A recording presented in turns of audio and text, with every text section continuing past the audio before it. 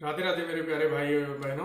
मैं अमित आप सभी का हमारे channel reel talks with Amit में स्वागत करता हूं। तो आज हम बात करने जा रहे हैं डेमॉन स्लेयर इन्फिनिटी कैसल की, जो फिलहाल थिएटर में आग लगा चुकी है। सोचो, एक ऐसी जगह जहां दीवारें खुद ब खुद खिसकती हैं, जमीन अचानक गायब हो जाती है, हर कोने में मौत आपका इंतजार कर रही है। भाई लोग, यही है इन्फिनिटी कैसल डेमॉन स्लेयर का वो स्टेज जहां स्लेयर और डेमॉन्स की अंतिम जंग शुरू होती है। और ट्रस्ट मी, ये मूवी सिर्फ देखी नहीं जाती है, जी जाती है। तो बात करते हैं स्टोरी की।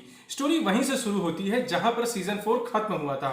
मजान किबुत्सुजी जो एक डेमन किंग हैं, जिनके पीछे डेमॉन स्लेयर कॉप शुरू से ही लगी हुई है, आखिरकार सामने आता है। लेकिन लड़ाई किसी बैटलफील्ड पर नहीं होती, बल्कि उसकी खुद के बनाए हुए इन्फिनिटी कैसल में होती है। इन्फिनिटी कैसल ये कोई सिंपल जगह नहीं है, एक ऐसा एंडलेस मेज है जहां पर ग्रेविटी और स्पेस के दोनों ही अपने अपने रूल हैं। सीढ़ियां ऊपर नहीं जाती, दीवारें दरवाजों में बदल जाती हैं और स्लेयर्स हर कदम पर कंफ्यूज रहते हैं कि किस दिशा में जाना। यहीं पर हमारे hero Tanjiro, Nezuko, Zenitsu, Inosuke और हसीरा अलग अलग डेमोन से फाइट करते हैं। हर लड़ाई पर्सनल है, हर फाइट एक कहानी सुनाती है। तंजीरो का मिशन क्लियर है, नुजोको की रक्षा करना और मुजान को खत्म करना, लेकिन हर कदम मौत के और भी करीब ले जाता है। इन्फिनिटी कैसल बेसिकली एक ऐसा ट्रैप है जहां से निकलना इम्पॉसिबल है, और यही कहानी की सबसे बड़ी ताकत। अगर बात करें एक्शन की, तो यकीन मानो ये वो एक्शन है जो थिएटर में बैठकर आपके दिल की धड़कनें बढ़ा देगा। अकाजा का फाइट, भाई उसमें एनर्जी इतनी है कि ऑडियंस अपनी सीट से खड़ी हो उठती है।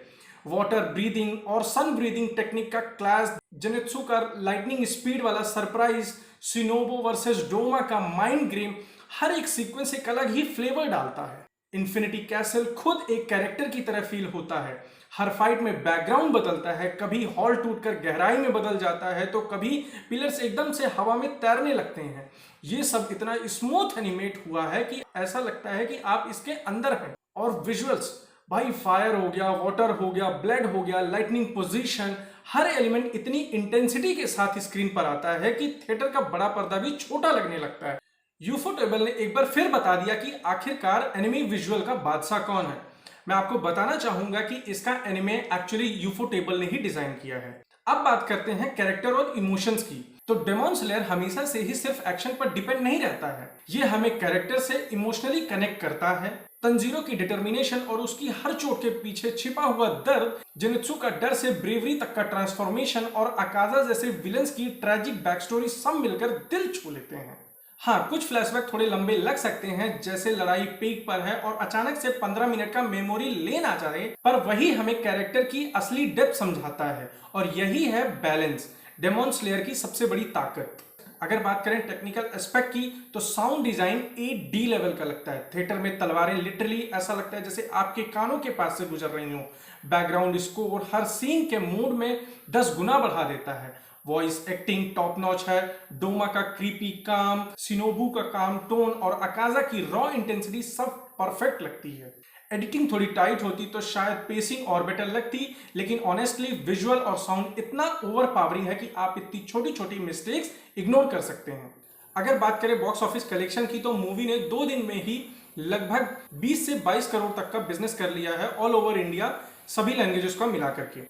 अंत में मैं बस इतना ही कहना चाहूंगा कि डेमॉन स्लेयर इन्फिनिटी कैसल सिर्फ एक एनिमे मूवी नहीं है, बल्कि एक सिनेमैटिक जर्नी है। एक्शन, इमोशन, विजुअल्स सब कुछ एकदम टॉप क्लास का है। थोड़े ड्रैगी फ्लैशबैक्स हैं और कुछ कैरेक्टर्स को ज्यादा स्क्रीन टाइम मिल सकता था, लेकिन ओवरऑल फिल्म आपको बांध कर रखती है। अगर आपने डेमॉन स्लेयर के पिछले सीजन नहीं देखे हैं, तो स्ट्रांगली रिकमेंड करूंगा कि पहले आप उन्हें जरूर देखिए, क्योंकि इन्फिनिटी कैसल की पूरी इंटेंसिटी और इमोशनल डेप्थ तभी समझ में आएगी। और अगर आप पहले से फैन हैं, तो ये फिल्म आपके लिए अल्टीमेट ट्रीट है।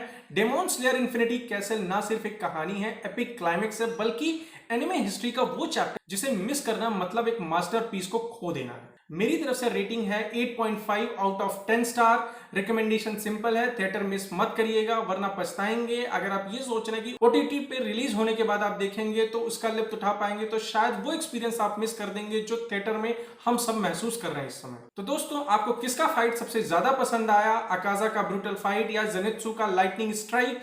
कमेंट सेक्शन खुला है, बताना मत भूलिएगा। वीडियो अच्छी लगी हो तो लाइक कीजिए, सब्सक्राइब कीजिए और शेयर कीजिए। धन्यवाद। मिलते हैं अगले वीडियो में, तब तक के लिए राधे राधे।